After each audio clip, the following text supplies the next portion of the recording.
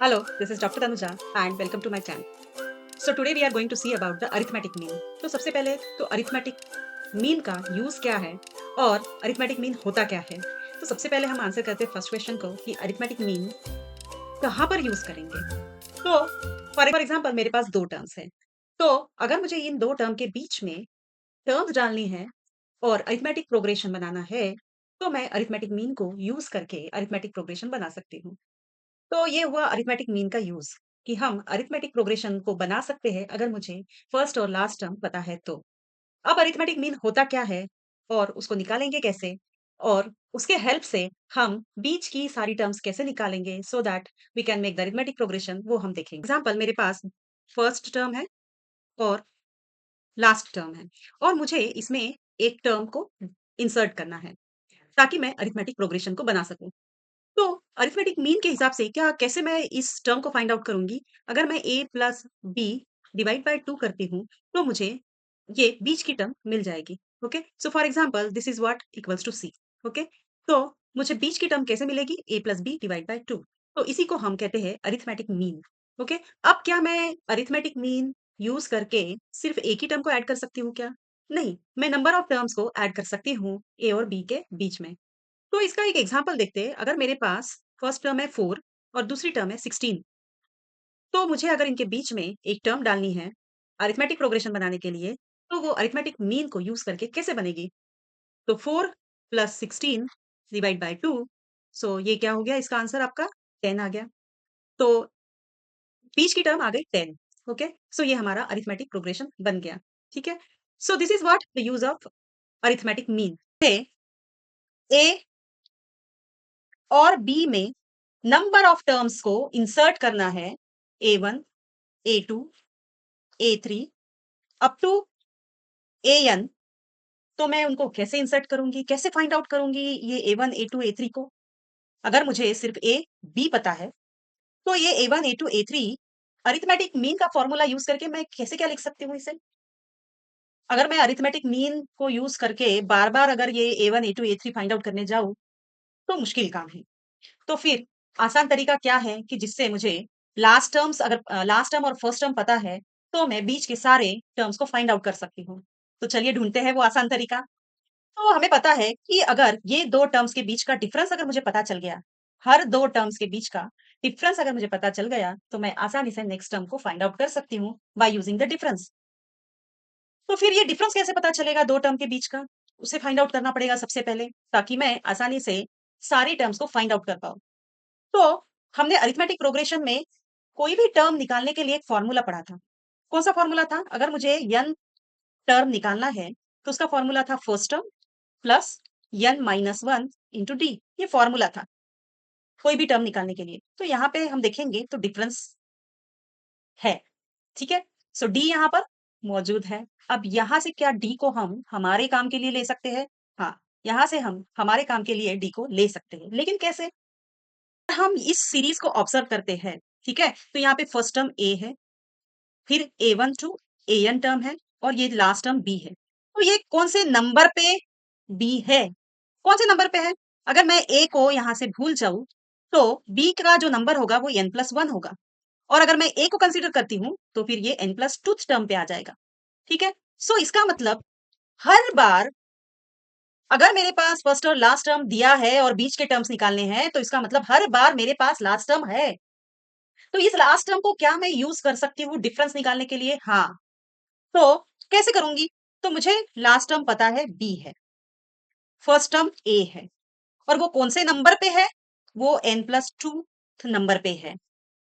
तो इसीलिए मैंने n को n+2 से रिप्लेस कर दिया, -1 इंटू D। अब मैं तो D में इंटरेस्टेड हूँ, तो देयरफॉर यहाँ पे D क्या आ जाएगा? A को हम लेफ्ट साइड में ले जाएँगे, B माइनस A और इसको अगर हमने कैलकुलेट कर लिया, तो ये n+1 आ जाएगा। तो मिल गया मुझे D। तो इस डी को हम कब यूज करेंगे अरिथमेटिक प्रोग्रेशन बनाने के लिए? अगर मेरे पास फर्स्ट और लास्ट टर्म दी है और मुझे बीच की टर्म सारी निकालना है अरिथमेटिक प्रोग्रेशन बनाने के लिए, तो मैं इस डिफरेंस के फॉर्मूले को यूज कर सकती हूँ। तो कैसे? अगर A1 मुझे निकालना है, तो क्या हो जाएगा? फर्स्ट टर्म प्लस डिफरेंस करूंगी, तो मुझे A1 टर्म मिल जाएगा। तो यहाँ पे ए तो पता है, फर्स्ट टर्म है, वो पता रहेगी, दी हुई रहेगी और डिफरेंस तो हम यहाँ से निकाल लेंगे। अगर मुझे A2 निकालना है नेक्स्ट टर्म, तो मुझे A प्लस 2D करना पड़ेगा। सिमिलरली अगर मुझे nth टर्म निकालना है, तो A plus n into D. तो ये हो गया जनरलाइज्ड फॉर्म कि मुझे इस केस में अगर nth टर्म निकालना है, तो वो A प्लस एन डी से हम, अगर हमें फर्स्ट और लास्ट टर्म दी है और अरिथमेटिक प्रोग्रेशन बनाना है, तो हम डिफरेंस का फॉर्मूला यूज करके सारी टर्म्स को निकाल सकते हैं। See the example on arithmetic mean. Insert 6 numbers between 3 and 24 such that the resulting sequence is an AP. So यहाँ पे हमें 6 नंबर्स निकालने हैं। इसका मतलब n कितना हो गया हमारा? n जो है वो है 6। बिटवीन 3 एंड 24, 3 और 24 के बीच में हमें 6 नंबर्स निकालने हैं। इसका मतलब a कितना हो गया? 3, b कितना हो गया? Last term is given as 24 such that the resulting sequence is an AP। तो AP हमें निकालना है 6 टर्म्स a और b के बीच में इंसर्ट करके। तो सबसे पहले तो मुझे क्या पता करना पड़ेगा? मुझे पता करना पड़ेगा डिफरेंस डी। तो हमारे पास फॉर्मूला है डिफरेंस डी का, क्या है? b minus a divide by n plus 1। तो b जो है वो है 24 minus 3 divide by 6 plus 1। So कितना आएगा ये? This is 21 divide by 7, so हमें d मिल जाएगा 3। Now let us find out all the terms in between the a and b। So a1 therefore is equals to a plus D. That is what? a कितना है हमारा? 3 और d कितना आया है? वो भी 3। So that is what? 6. Next, A2 term, A plus 2D. So this will be what? 3 plus 2 times of 3. That is what? 6. So this will be 9. Then A3 is A plus 3D. So this is what? 3 plus 9, and that is what? 12. Then A4 is A plus 4D, and that is what? 3 plus 12, 15. A5, A plus 5D, that is what? 3 plus 15, so 18. And A6, that is what? A plus 6D, this is equals to 3 plus 18, and that is what? 21. So let us write down the whole arithmetic progression. That is what? 3, 6, 9, 12, 15, 18, 21, and last term is 24. So this is what? The arithmetic progression by using the arithmetic mean. Now let us see the problem on arithmetic mean. What is given between 1 and 31, m numbers have been inserted in such a way that the resulting sequence is an AP. And the ratio of 7th and m minus 1 terms is 5 to 9. Find the value of m. So let us see कि इसको हम आसानी से कैसे निकाल सकते हैं। तो दिया क्या है? हमें दिया है कि between 1 and 31। इसका मतलब अरिथमेटिक मीन में हमारा फर्स्ट एंड लास्ट टर्म दिया होगा, है ना? So a is equals to 1 and b is equals to 31. This is the first term, this is the last term in arithmetic progression. M numbers have been inserted. तो कितने numbers insert किए गए हैं? यम insert किए गए हैं। मतलब हम जो फॉर्मूला यूज कर रहे थे, कौन सा फॉर्मूला? कि अगर मुझे इनके बीच का कोई भी टर्म निकालनी है, सेकेंड टर्म A2 निकालनी है, A1 is also there but मुझे A2 निकालनी है, तो मैं क्या फॉर्मूला यूज करूंगी? मैं फॉर्मूला लगाऊंगी A plus 2 into b minus a divided by n plus 1। Okay, so here this n is what? This m. Okay, and this 2 is match of these two here. Okay, so आगे देखते हैं। ठीक है, तो मेरा अगर formula यहाँ पे सेकेंड टर्म निकालने के लिए अगर mth टर्म मुझे निकालना है, तो क्या हो जाएगा? a plus 2 into b minus a divide by m plus 1। Okay, so resulting sequence is an AP। The ratio of seventh term, तो अगर मुझे सेकेंड टर्म नहीं अब सेवेंथ टर्म निकालना है, तो मेरा फॉर्मूला क्या बनेगा? फर्स्ट टर्म a प्लस इस 7 आ जाएगा यहाँ पर into b minus a divided by m plus 1। Now and m minus वंथ टर्म। ओके, तो मेरी नेक्स्ट टर्म m माइनस 1, यानी अब ये a प्लस यहाँ पे क्या होगा? m minus 1 into b minus a divide by m plus 1। Okay, now I have written the formula for the m minus 1th term and the 7th term also. Okay, now let us हमें क्या दिया है? हमें दिया है ratio, तो इसको लिखते हैं। तो ए कितना, यहाँ पर ए की वैल्यू कितनी है 7th टर्म में? A 7th term by the m minus 1 term, इसका रेशियो जो है वो है 5/9। तो इसको लिखते हैं, ए की वैल्यू पुट कर देते हैं 1 plus 7 into b minus a is what? B is 31 minus 1 divided by m plus 1, and m minus 1 term क्या है? यहाँ भी वैल्यू पुट कर देते हैं 1 plus M minus 1 into 31 minus 1 divided by m plus 1 equal to 5/9। तो इसको solve करेंगे, ठीक है। सो यहाँ एम प्लस 1 से इधर मल्टीप्लाई कर देंगे, so M plus 1 plus 7 into 30 divided by देंगे, तो M plus 1 plus M minus 1 into 30 equal to 5/9. So now what will come here? So this is m plus, अगर हम इसको पूरा कैलकुलेट करते हैं तो this is 210 plus 1 211 divided by, यहाँ पे 1 माइनस, यहाँ पे 30 से हम इधर मल्टीप्लाई कर देते हैं, तो m plus 1 plus 30m minus 30 equal to 5/9. So here it's a m plus 211 and in the denominator अगर हम इसको कैलकुलेट करते हैं तो कितना आएगा? ये m प्लस 30m 31m, और ये 1 minus 30 that is minus 29 and equal to it is 5/9। तो अब हम क्या करेंगे? 9 से m प्लस 211 को मल्टीप्लाई कर देंगे और 5 से 31m माइनस 29 को मल्टीप्लाई कर, तो यहाँ 9m प्लस 21899 आता है इक्वल टू 5 इंटू 31 करते हैं, तो it will come as a 155 m minus 29 into 5 करते हैं, it will be 145. So now let us take mm value on the one side, that is 155 m, and the 1899 on the right side, that is 145 minus 189 46 m मिलता है, और हम यहाँ 1899 plus 145 करते हैं तो हमें 2044 मिलता है, ठीक है। यहाँ भी माइनस साइन आएगा और यहाँ भी माइनस साइन आएगा, दोनों साइड में भी, तो वो कैंसिल हो जाएंगे, ठीक है। अब हमारा आंसर आया है 2044, तो उसको हम ये 146 से डिवाइड कर देंगे और हमारा answer m is equals to therefore 14। So this is the answer. If a to the power n plus b to the power n, in denominator a to the power n minus 1 plus b to the power n minus 1 is the arithmetic mean between a and b, then find the value of n. So यहाँ पर हमें power की value निकालना है, और बोला क्या है कि हमें ये अरिथमेटिक मीन दिया है, बट हमारी अरिथमेटिक मीन की डेफिनेशन क्या है कि अगर मुझे फर्स्ट टर्म दी है और लास्ट टर्म दी है, तो मेरा अरिथमेटिक मीन निकलेगा, इस फर्स्ट और लास्ट टर्म का अरिथमेटिक मीन होगा a plus b divide by 2। तो यहाँ पर भी हमें first and last term a और बी ही दिख रही है, सो इसीलिए हम हमारी फर्स्ट और लास्ट टर्म भी ए और बी ही लेंगे। सो देयरफॉर ए और b first and last term के लिए हमारा अरिथमेटिक मीन है a plus b divide by 2, और इन्होंने अरिथमेटिक मीन दे रखा है, that is what?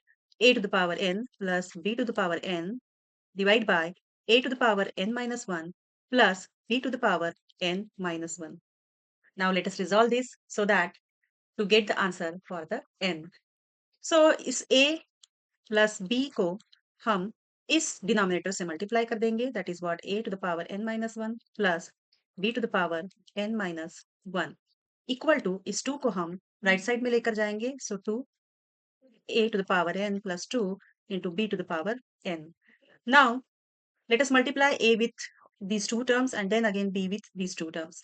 So a multiplied by a n to the power a to the power n minus 1 plus a into b to the power n minus 1 plus b into a to the power n minus 1 plus b into b to the power n minus 1 equal to twice an plus twice b to the power n.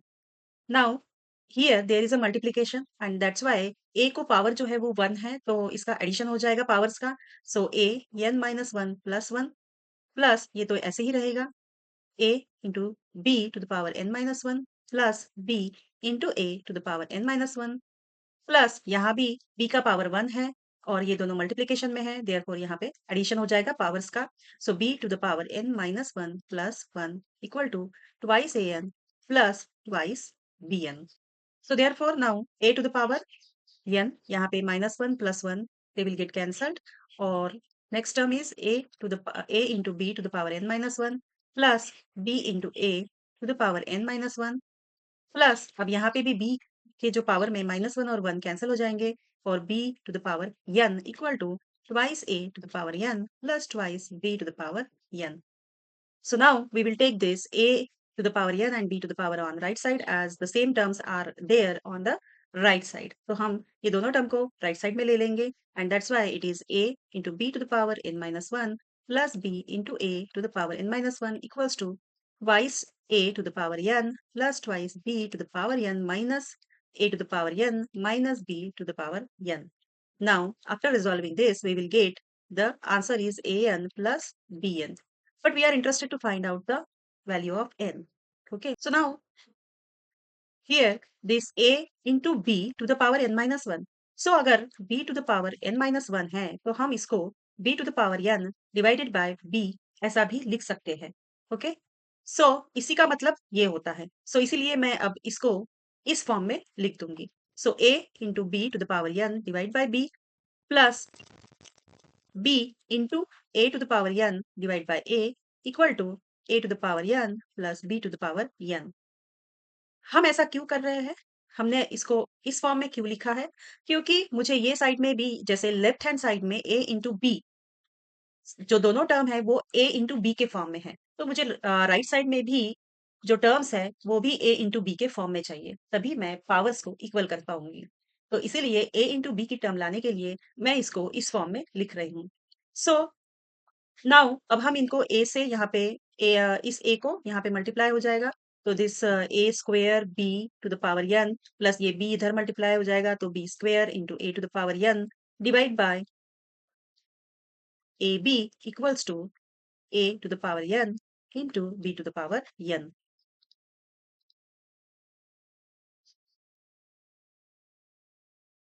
Now let us resolve this. So अब क्या करेंगे, ये जो denominator का ab है उसको हम right side में लेकर जाएंगे। So this will be a square b to the power n plus b square into a to the power n equal to, अब ये ab से पहले हम फर्स्ट टर्म को मल्टीप्लाई करेंगे तो ab into a to the power n plus ab into b to the power n।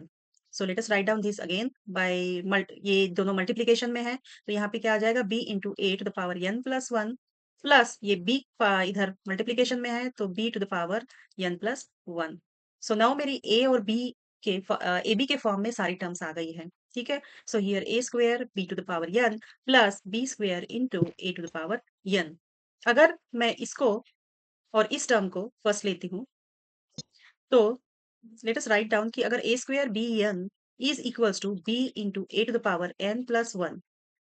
Okay, similarly यहाँ पर भी अगर हम लेते हैं कि b square into a to the power n equal to a into b to the power n plus 1, और अब हम पावर्स को कंपेयर करते हैं तो यहाँ पे a का पावर क्या है 2 है, यहाँ पर a का पावर n प्लस 1 है। सो देयरफॉर अगर ये दोनों टर्म्स सेम हैं तो इसका मतलब इनके पावर्स भी सेम होना चाहिए, इज इट? तो इसका मतलब यहाँ पर a का पावर है 2 दैट इज इक्वल्स टू एक इधर a का पावर है n प्लस 1। तो मैं अगर n इक्वल्स टू निकालती हूँ तो मुझे क्या मिलेगा 1।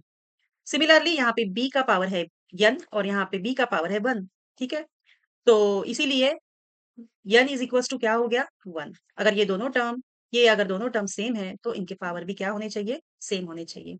तो इसीलिए मुझे n इक्वल्स टू 1 मिल गया। अगर हम यहाँ पे भी कंपेयर करते हैं तो मुझे n इक्वल्स टू 1 ही मिलेगा, and that is what the n equals to 1 is the answer.